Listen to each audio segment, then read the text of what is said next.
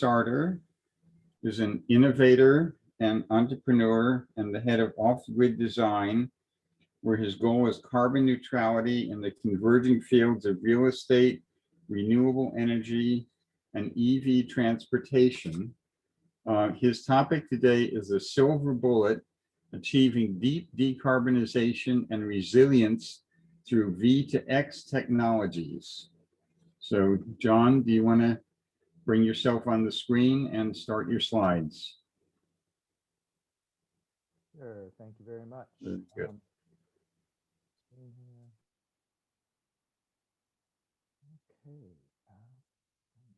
Long presentation. That's last year's. Excuse me for a minute. Okay, there we go. Hold on a second. That.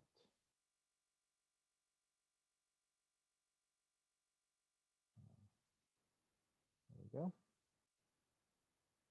All right, great. Thanks for having me here today.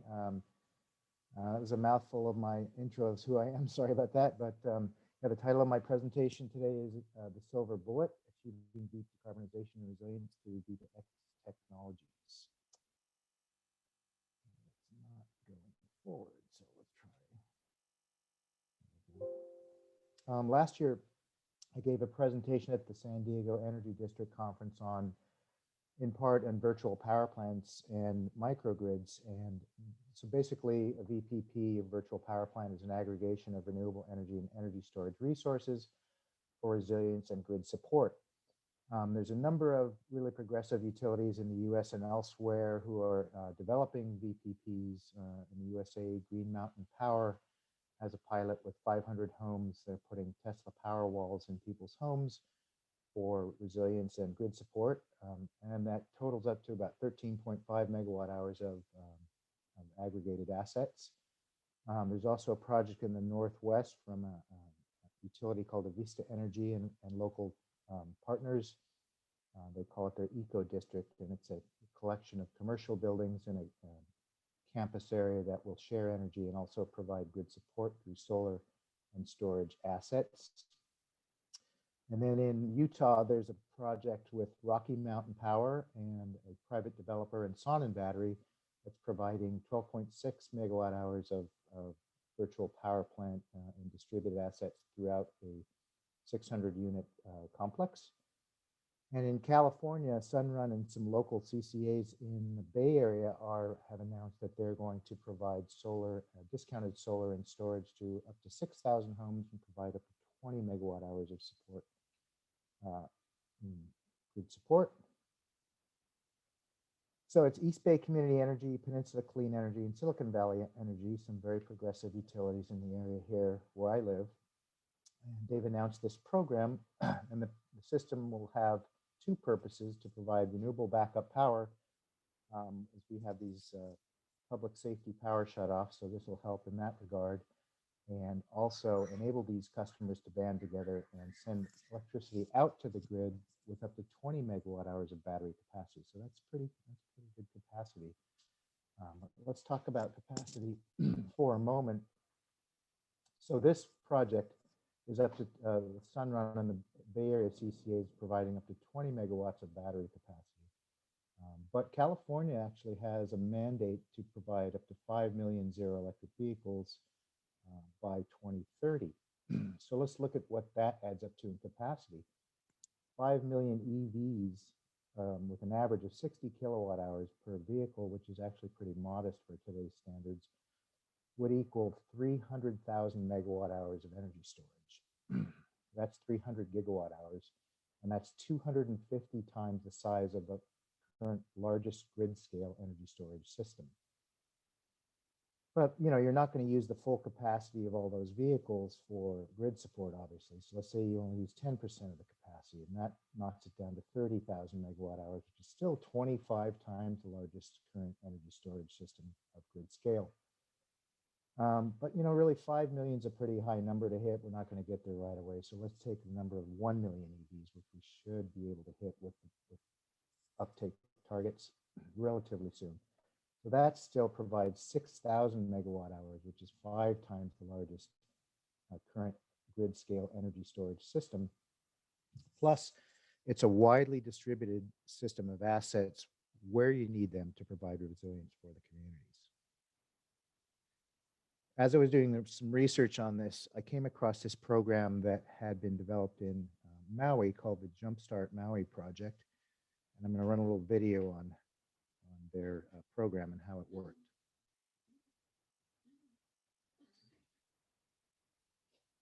Jumpstart Maui, again, is focusing on a state that's trying to move its energy portfolio aggressively towards more renewables. They're highly relying on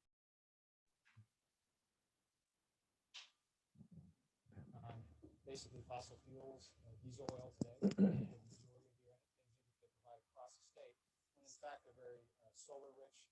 They're rich in potential wave power, wind power, geothermal power.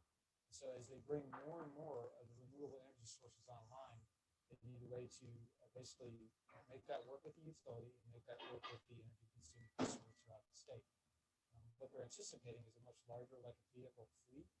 Sounds familiar. And they want to be able to power that electric fleet through more renewable sources of energy and regulate the frequency of that renewable energy as well. And so what Jumpstart Maui is allowing the state basically to test is the idea of using the electric fleet as a distributed storage mechanism, basically one large battery that they can move excess energy to and draw energy from when they need it to manage peak loads and to manage better overall energy efficiency for the state. So this is really phenomenal to see that this pilot has already been started. So the JumpSmart Maui program, they called it, also started a kind of a sub-program called EV Ohana. And in Hawaiian language, Ohana means family. And so the idea was to kind of bring the EV in as part of a interactive system within your community and within your homes as part of your family, essentially. This was a 6-year program that ended in May of 2017, and it demonstrated a wide variety of functions, including many related to DER aggregation. And each DER provided different services. So the stationary batteries demonstrated frequency response. EVs with bidirectional chargers consumed excess generation during high wind and solar generation.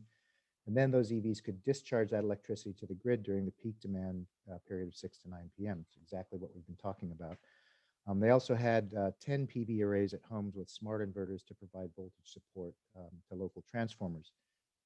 So the NREL did a study in 2018 of different VPPs, including this one. And their study found that the 80 EVs in this program, just 80 EVs, showed the most potential to maximize the renewable energy consumption. There were some challenges, though, with the program. Hitachi and the Jumpstart Maui had some problems recruiting people, and one to actually provide PV batteries and solars as they had originally planned. Another problem is that Maui Electric has a reduction in net metering compensation due to using the batteries, which actually disincentivize the economics of the PV plus storage plus EVs to the grid, and it contributed to the recruiting challenge. Also, at the time of this program, the UL 1741 standards had not been finalized, and those standards are really important because they, along with new energy storage building codes, provide guidelines for construction standards to mitigate electrical fire and other hazards.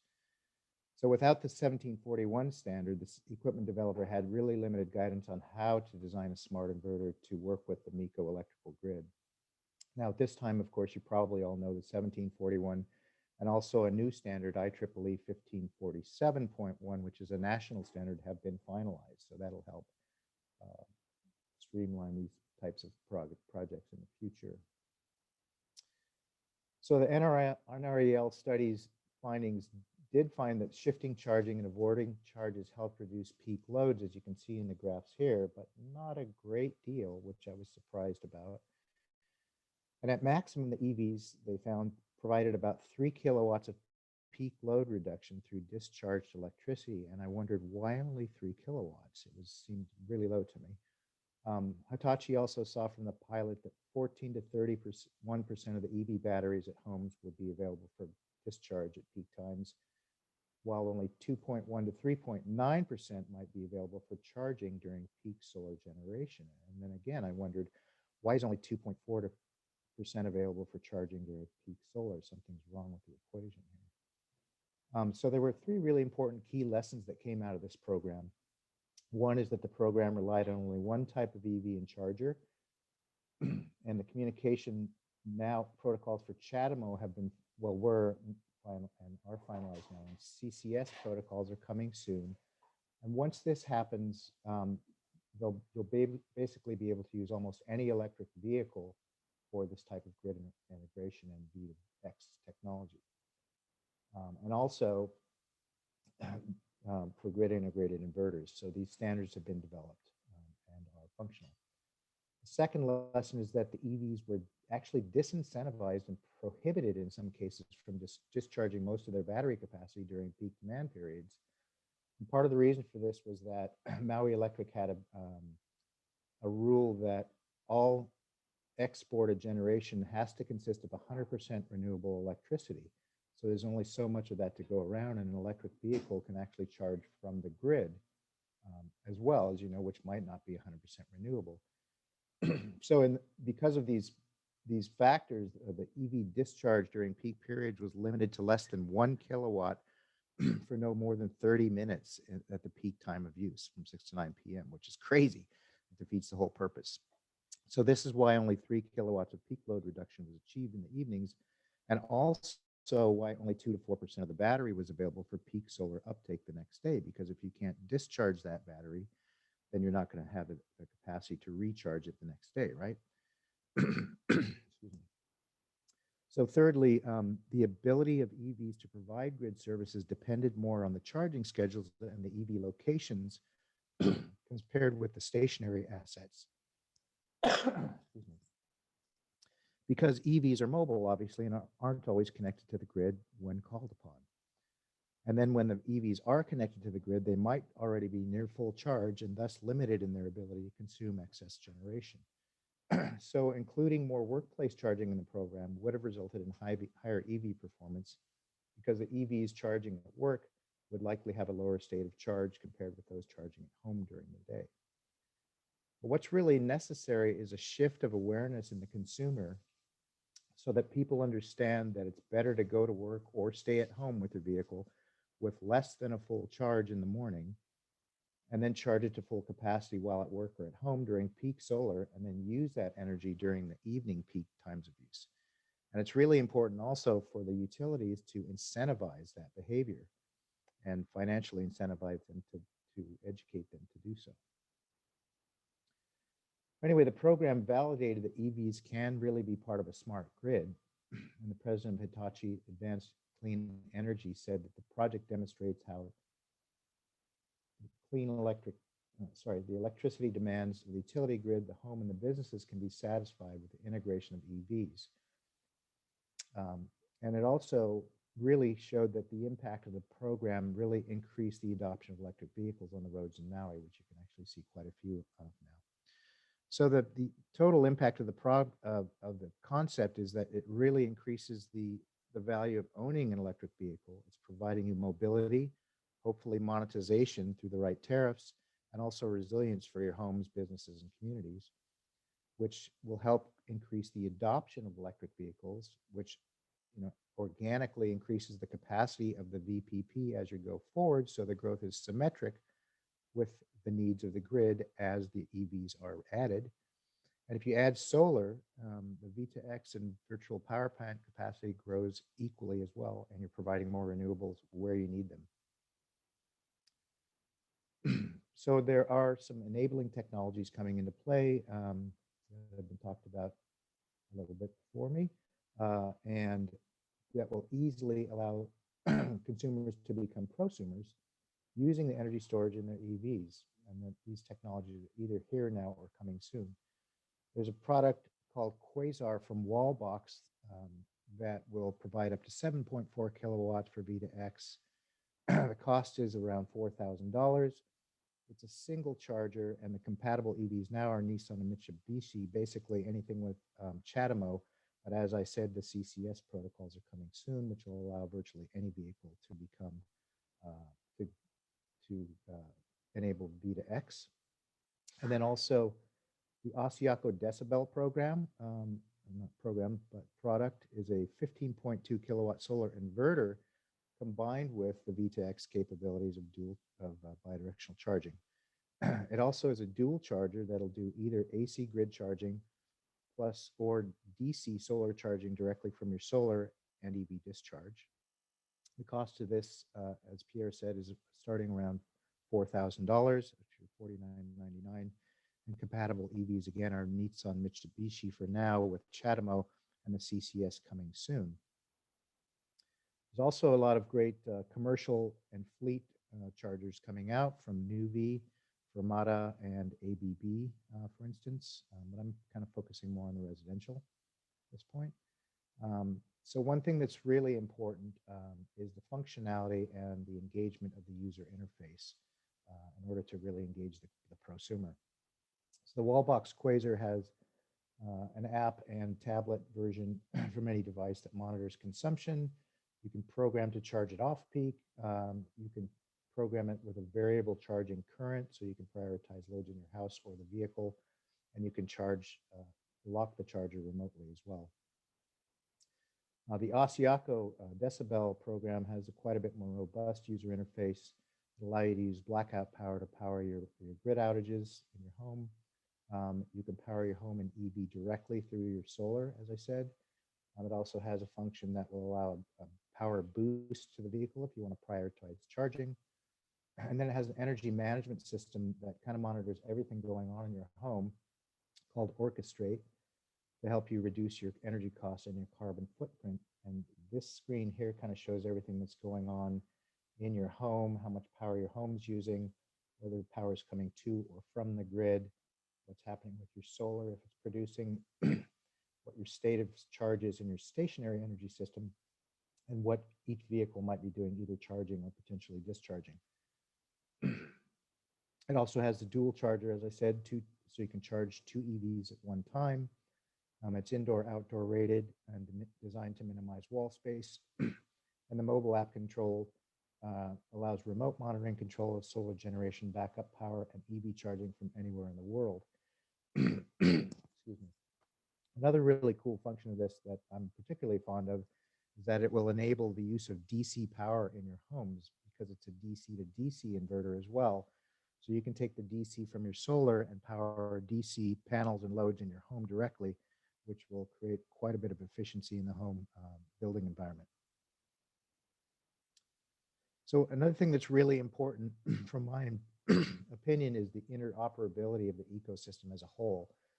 As I said, the CCS bidirectional protocols are coming very soon, which will enable almost any vehicle to be part of this ecosystem and perform V2X capabilities. This is a photo of a Nissan Leaf that's been retrofitted actually to provide power during emergencies. So this is a pretty cool program. And I have links to most of these down here underneath if you want to look at them later. But the CCS protocol hopefully will allow the EVs to work with multiple V2X systems, because the communication is within the CCS, not necessarily proprietary to each system. So this should enable sharing of energy within communities for resilience and potentially moving energy around on wheels when you need to for that resilience. It also provides a huge value of ownership to owning an EV, because you're providing resilience and backup power for your homes, revenue for ancillary services depending on the rates from your utility and the allowances, and also still the transportation of people, goods, services, and now energy as well. It's also a huge opportunity for automakers to sell electric vehicles because of that value adder, and potentially to become energy service companies. This is an announcement by Volkswagen that in 2018 that they're going to become a power supplier. As you all may know, Volkswagen is really pushing 100% EV uptake and sales in the future.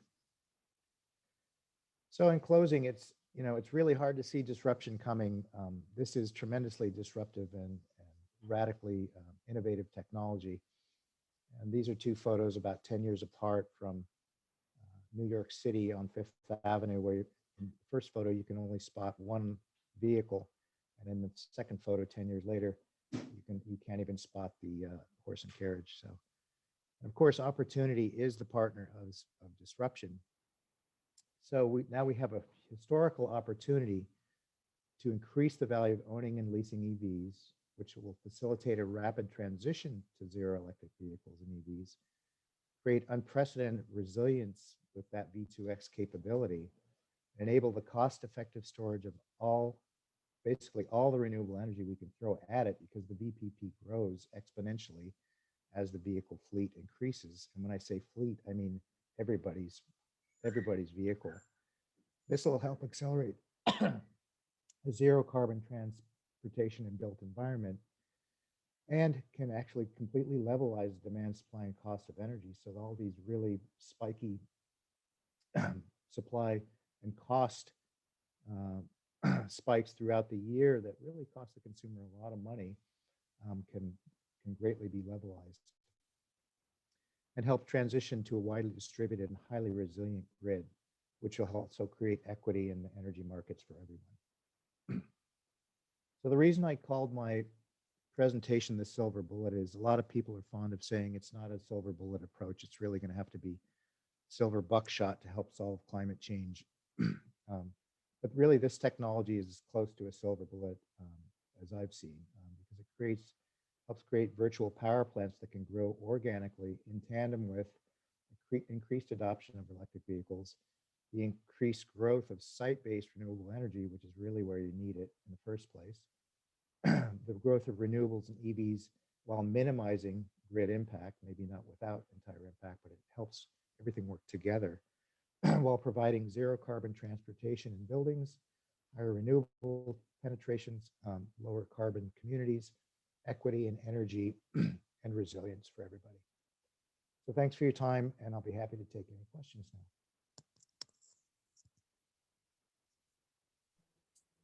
Well, thank you, John. We will have some questions. I just want to announce that I got confused and put John on before Mark Trahand. You should have done it the other way around. So Mark will be next. In the meantime, let's take some questions. I do have one question. How do you think this kind of equipment, which is now currently very expensive, do you think it will become less expensive? Do you know how? Excuse me. Yeah, it's undoubtable that the cost will come down, especially as new systems come online. But really, when you look at the overall cost of it right now, for $5,000, you're getting a solar inverter plus a 2-port bi-directional vehicle charger. $5,000 is about the cost of that capacity of solar inverter alone without that capability. So it's really an exceptional value if you are going to add solar to your home. And really, I think it's such an incredible value and such an opportunity for the CCAs and the IOUs to really help levelize the cost. They should help incentivize, these systems to go into people's homes, frankly. So hopefully that will come to pass. And there are some CCAs looking at that currently in California.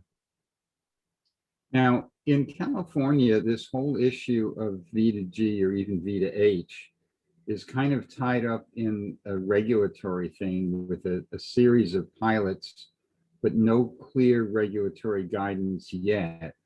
And this idea that this is a solar inverter raises a very curious issue, because a solar inverter is allowed to feed power onto the grid, but a battery is not. That is, you'd think in the nature of things, if I owned a battery and I charged it during the day when power was abundant and put power onto the grid when power was needful, society would thank me and I would be rewarded for doing that. But in fact, in California, it's forbidden. Now, in the situation you have here, where you've got this device that it's a solar inverter, but it can also be plugged into a car which is capable of discharging into it. If I flow power out of this thing, I don't see how the utility could tell whether the electron came from the solar panels or from the car. And I'm not sure how the regulatory agencies would respond to this thing. Would they forbid it to be used for fear of an electron might get out of the car and get into the grid? Or will they allow it because they have no way of telling? Well, there's a couple of issues there. One is that, yes, they are allowing batteries to export to the grid through aggregators, such as the pilot that's happening with Sunrun and the CCAs locally. But those are special cases at this point. Right, right. So what you ideally will have is an aggregator to help you monetize that, right? Mhm. But you're right. There's really no way they can tell if it's coming from the battery or the solar unless they have a metering to check that, and that's the way they handle it now.